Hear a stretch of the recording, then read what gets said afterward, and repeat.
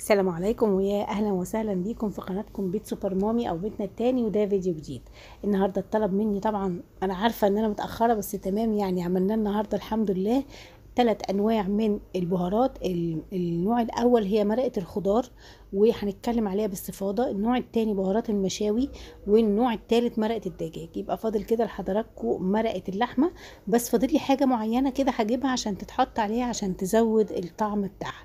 طيب يلا نبدأ بقى في الوصفة على طول. وأول حاجة هنعملها مع بعض هي مرقة الخضار، وهقول لكم ايه الحاجات اللي هي مهمة جدا لازم تتحط، ولو مش هتعرفوا توصلوا لها هتعملوا ايه. طيب احنا بنبدأ أول حاجة بمعلقتين من الملح الخشن، او يعني الناعم، مش شرط. طبعا انا عايزه اقول لك من معلقتين لتلاتة. شوفي انت هتعمليهم معلقتين او تلاتة. الملح علشان يحفظها، والملح عشان يديها الطعم الحلو. احنا طبعا لا بنحط ملح صيني ولا حاجات من دي. معلقتين كبار من الكركم هيدوها لون ذهبي وطعم حلو جدا. ومعلقتين كبار من البصل البودر، ومعلقتين كبار من الثوم البودر، ومعلقتين كبار من البابريكا زي ما انتم شايفين انا بحطهم دلوقتي. هو طبعا انتم ما تقلقوش خالص، هتلاقوا كل المقادير موجودة في صندوق الوصف بإذن الله، وعلى صفحة الفيسبوك بإذن الله. تمام كده. طيب هنا بنحط معلقتين من البصل البودر، وهنحط معلقتين من الثوم البودر. بصوا يعني انا الثوم الصراحه حبيت احطه اقل من معلقتين، علشان يعني انا ما بحبش طعم الثوم قوي في الاكل. بس لو انت عادي بالنسبه لك فخلاص حطيهم. تمام. انا هحط معلقه ونص كده. عايزه طبعا تقللي الكميات من اي حاجه انت مش بتحبيها، قلليها ما عدا البصل، وما عدا اللي جاي بقى. ده اللي جاي ده مهم جدا. هنحط معلقه كبيره من الكرفس المجفف. طيب الكرفس المجفف ده هنعمله ازاي؟ استنوا بس اما اخلص بقيه الوصفه وبعدين هقول لكم. معلقه كبيره من البقدونس المجفف. تمام. ان شاء الله احنا هنعمل كل الحاجات دي مجففه مع بعض، ما تقلقوش. هي كانت على قناتنا القديمه، ولكن هي سهله جدا، مفيش اسهل منها. تمام كده. طيب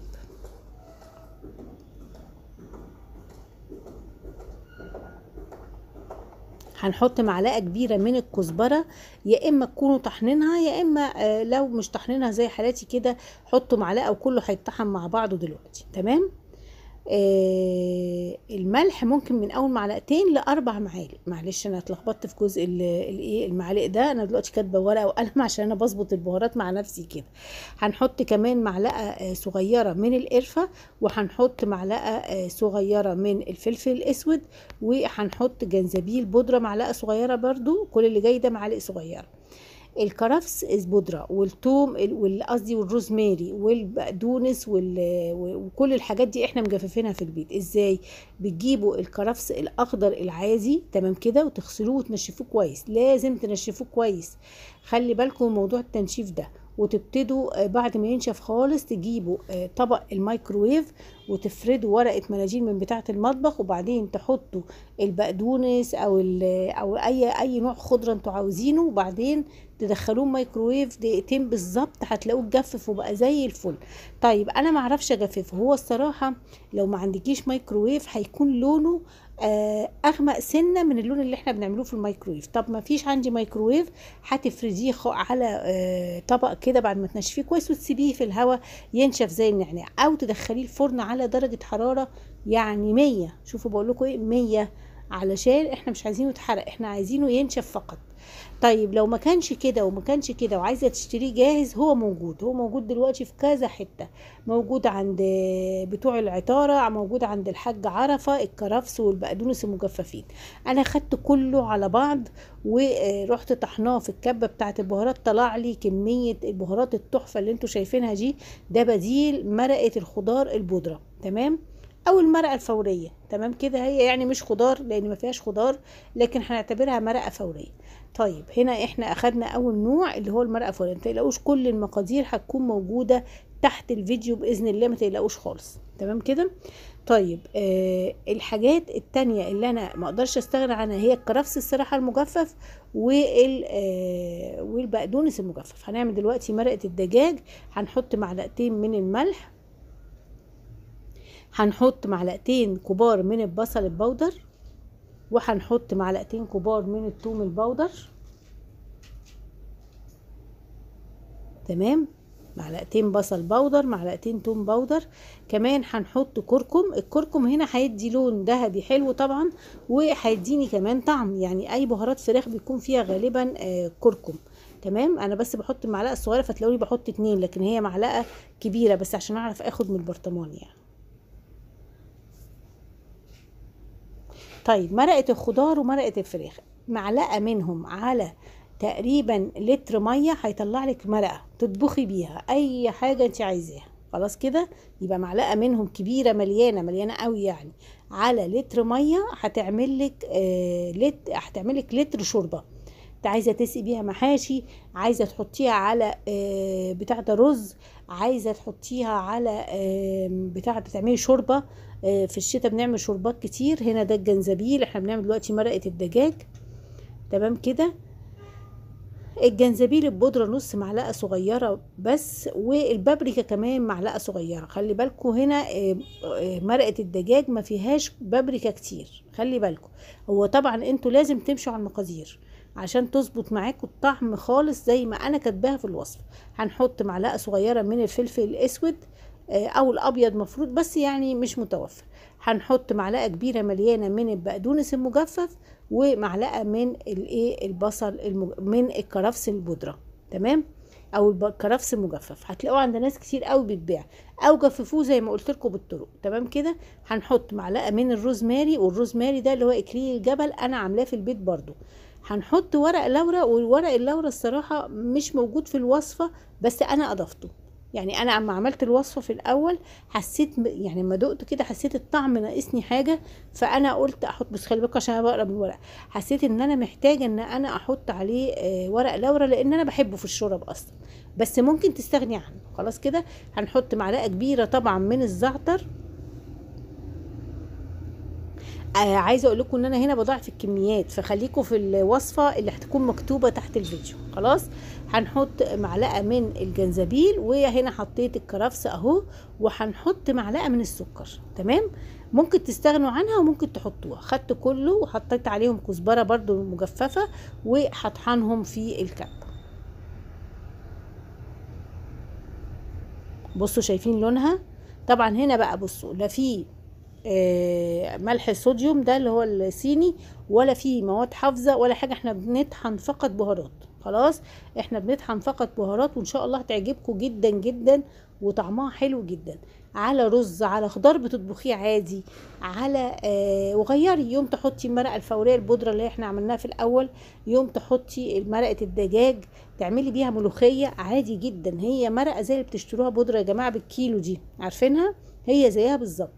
بس لو انتوا يعني بس انتوا جربوها هتلاقوا الطعم مختلف. طعم الملح اللي هو بتاع الصوديوم ده بيبقى ليه نكهه كده، بيبقى ليه نكهه غريبه شويه.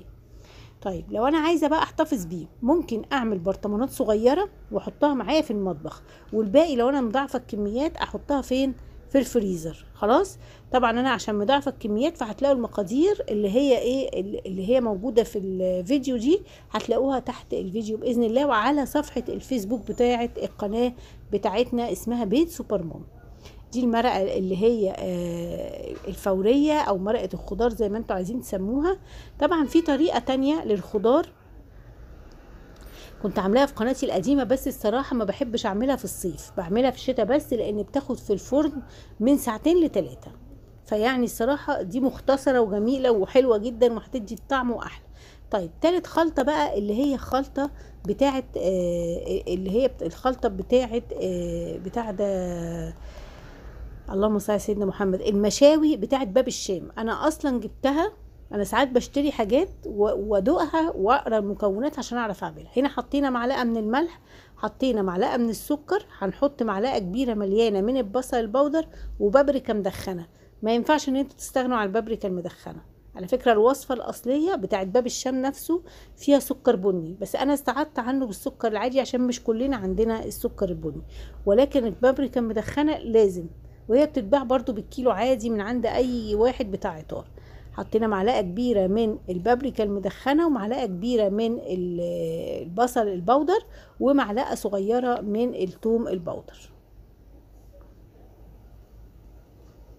هحط روزماري يعني زي معلقه صغيره. الروزماري ده برضو انا بشتريه اخضر وبجففه في الهواء كده. خلاص، هو بس خلي بالكم ان الروزماري ده لازم يتطحن كويس، لانه لو دخل في يعني حد وهو بياكل داقه كده بيشرق جدا. خلاص، هنحط عليها معلقه من الفلفل الاسود، وممكن تستغنوا عنها، اظبطوا بقى ملحكم في اي وصفه هتستخدموها. طيب الوصفه بتاعت باب الشام ما فيهاش قرفه، انا هحط نص معلقه من القرفه لان انا بحب طعمها قوي في المشاوي. عايزه تستغني عنها استغني عنها. خلاص كده. طيب اللي جاي بقى ده برضو حاجه زياده عن باب الشام، يعني انا مزوده عليهم، اللي هي نص معلقه من الكاكاو. كاكاو، ايوه الكاكاو ده هيظبط لكم لون البهارات جدا، وهيظبط لكم كمان، وده الاهم، هيظبط لكم الحاجه اللي انتوا بتشووها. يعني مثلا بتشووا فراخ، بتشووا لحمه، هتلاقوا اللون بقى براون كانكم شاورينه على الجريل اهو. بصوا لونها بقى عامل ازاي. نص معلقه الكاكاو دي سر مش حدش هيقول لكم عليه، وهي مش موجوده في الوصفه الاساسيه، ولكن انا عشان اظبط اللون بتاع التتبيله بتاعت اللحوم اللي فيه سكر بني، فاضفت نص معلقه قرفه ونص معلقه كاكاو عشان اعرف اظبط الطعم. بصوا البهارات حلوه جدا، جربوها. دي المرقه الفوريه اول حاجه، دي اللي في العلبه الزرقاء. زي ما قلت لكم بتاخدوا معلقه على لتر ميه، او التركيز بقى اللي انتوا بتحبوه. طيب بنحط ورقه لورا طبعا فيها عشان نحافظ عليها. بالنسبه للمشاوي، المشاوي كل نص كيلو من اللحوم او الفراخ او اي حاجه بياخد معلقه صغيره من التتبيله دي. خلاص كده، يبقى اي نص كيلو من اللحوم او الفراخ بياخد نص معلقه صغيره مش مليانه من خلطه المشاوي. يعني هي تعتبر خلطه باب الشام اللي هي بتتباع في علب، والله والعلبه اصغر من دي جدا وبحوالي 55 جنيه. بس انا مزوده عليها حاجات علشان ارفع الطعم بتاعها شويه. لما بتكوني انت بتعرفي تعملي بهارات هتبتدي تلعبي في المكونات لوحدك، وخلي بالك كل واحده ليها مكونات بتحبها، ودي برضو حاجه تانية. تمام. طب حطيت فيها ورق لورا، ريحتها حلوه جدا، ريحتها مشاوي، ريحتها كانك عامله حاجه مدخنه. تمام. ممكن بقى تتبلوا بيها صدور الفراخ من غير اي سوائل فتبقى حلوه جدا. ممكن تتبلوا بيها الفراخ المشويه، لحمه مشويه، كبده مشويه، كفته تضيفوها على الكفته، هتديكوا طعم حلو قوي. يبقى عملنا بهارات المشاوي، وعملنا مرقه الخضار، وعملنا مرقه اللحمه، و سوري لا ما عملناش اللحمه، عملنا مرقه الخضار وعملنا مرقه الدجاج. فاضل لكم مرقه اللحمه بس. دي يعني اول سلسله من سلسله البهارات، لان انا هعيد كل البهارات اللي كنت عاملاها ان شاء الله على القناه القديمه. ان شاء الله الفيديو يكون عجبكم. ما تنسوش اهم حاجه ان انتوا البهارات بتاعتكم تكون ريحتها حلوه اصلا وانتوا بتشتروها عشان تدوكوا نتيجه حلوه.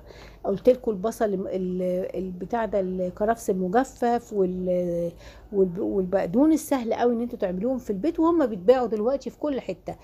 في باب الشام عنده، وفي كمان في ايه تاني، والحاج عرفة عنده بقدونس وكرفس مجففين، وعنده كزبرة مجففة، عنده كل الحاجات دي. تقدروا تشتروها اونلاين او تشتروها من اي سوبر ماركت. تمام كده. وعلى فكرة اغلب العطارين عنده. اشوفكم في فيديو جديد على خير. سلام.